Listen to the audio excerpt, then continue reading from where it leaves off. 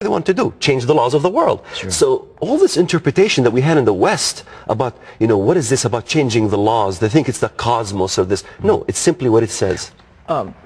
You pointed out that Allah in the Quran, am I correct in this, is actually a deceiver, that he has the attributes of Satan himself? Well, the 99 names of Allah are very well known in Islam. Yeah. Some of these names, if you look at them, one of the names of Allah in the Quran is Al-Mutakabbir, which means the most proud one.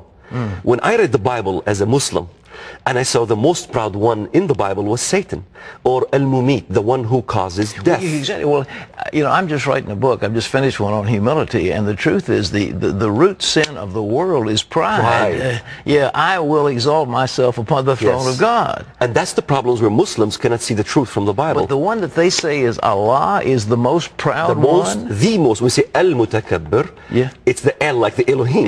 Yeah. Al is the most proud one. So the most proud one is Allah. But that's really Satan. Exactly. And it's worse than that, because he's the one who causes death, Al-Mumit. Yeah. Al-Makir, the Great Deceiver. Yes. This is the names of Allah in the Quran. So they really believe the Great Deceiver? Yes. I mean, in America, we don't hear this. Yes, in the Quran it says وَيَمْكُرُونَ وَيَمْكُرُ اللَّهُ وَاللَّهُ خَيْرُ الْمَاكِرِينَ. Allah is the greatest of all deceivers. So it is okay, that's why Islam has deception and war. That's why Islam offers hudna, or a peace treaty, to non-Muslims up to 10 years, but they must break the peace treaty somewhere. Well, the hudna was Oslo. In other words... you Americans called it the Oslo Peace Accord. Yeah. We called it the Oslo Hudna Accord. Hudna. So a hudna is a treaty. It's actually not a peace treaty. It's a ceasefire. In Islam, we're allowed to have a ceasefire for two reasons.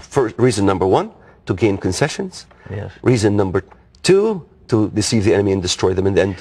What about the Bush administration, Condoleezza Rice? Bush comes out and says this is a religion of peace. Condoleezza Rice has a celebration at the end of Ramadan and honors these people on account of this great religion.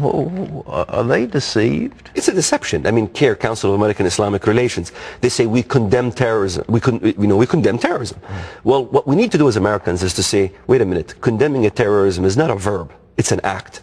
How are you condemning terrorism by act? If you look at all the Islamic organizations, the American Muslim Council, all of them, by far, if you look at the demonstrations, what do they say? Khaybar, Khaybar, ya Yahud, Jaysh Muhammad, sawfa ya'ud. I know the Arabic. Khaybar is where the Jews were destroyed in Saudi Arabia by the Prophet Muhammad. And they're chanting in the demonstrations saying, don't forget, Jews, what Muhammad, the Prophet of Islam, did to you in Saudi Arabia, in Khaybar, in Medina. If you were going to stop Islam, what would you do? We have to understand, this Islamic movement is a cancer. Yes. It is a cancer not only that will destroy itself, but it will also destroy us in the process. We must isolate the cancer and have it destroy itself. We have to get out of oil, because that's the only reason why we're so much involved in the Middle East, because of the oil interest. Right. If we get out of oil, because oil is the wine that is causing the intoxication of the nations, and we're selling out on Israel, we're selling out on Christians for the reason of this oil. So if we can get off oil, get into alternate source of energy, I think both Republicans and Democrats should be happy. Both liberals and conservatives should be happy. Then we can isolate the Middle East and get rid of the problem. So I think isolating it and then crushing a major terror organization, because what we're doing in the West is we're building the confidence of Islamists. We're forcing Israel to pull out of Gaza. Yeah. So we're supporting regimes that is not pro-America at all.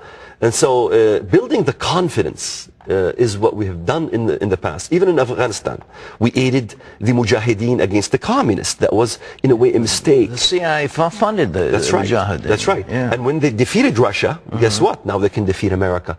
And Israel wanted to destroy Hamas, Hezbollah and Hamas. What did we say? Israel must pull out of Lebanon.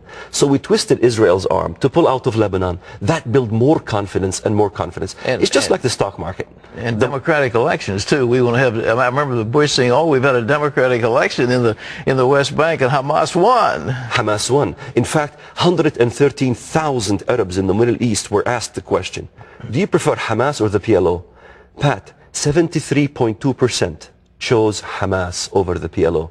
What this is saying, I mean, this is a survey done by Al Arabiya Network, an Arab institution. Yeah. 113,000 Muslims chose radical Islam. And that's not just in the Palestinian areas. In Pakistan, 56% want radical Islam. In Jordan, if you have elections, they will choose radical Islam. In Egypt, if you have elections, they will choose radical Islam. In Iraq, if you have elections. We're seeing this over and over again, the rise of Islam. We see a civil war happening now in the Palestinian areas, in which Hamas will be victorious. I've been saying this since 1993. Yeah. I said Lebanon will turn Muslim fundamentalist. Palestine that we're creating, a state is not a state, it's a state of psychosis that will end up in an Islamic fundamentalist. I said Turkey will end up electing Muslim fundamentalist organization. We have the AKP, the Refah party. Turkey was the eastern part of the Roman Empire. We as Christians are waiting for a revival of the Roman Empire. Do we forget what is going to happen from the eastern part of the Roman Empire? One last question. I see our time's running up, but do you think they're going to try to blow up something big here in America? Are they bloodthirsty to try to really kill many of Americans? Pat, they've already tried. You know, they haven't succeeded. 10 airplanes to blow up, Sears Tower, and lately trains they want to blow up, and all these things, they haven't succeeded. They want to do a grand finale. If you look at every single terror operation that they attempted to do, and they've succeeded in 9/11, is a grand finale to destroy this country. This is why I thank God for your program, that we're telling Americans really what's going on. A grand finale that will cripple the economy of the United States of America, because America is the mama bear, America is the police force that is stopping tyrants in the Middle East. They must destroy and cripple this economy and this country. And I understand there's been a fatwa issued that gives them permission to kill 10 million Americans. Is that right? This fatwa is galore. You know, the fatwa has been going on for years. Islam is simply a religion that was wounded and wants to heal its wound.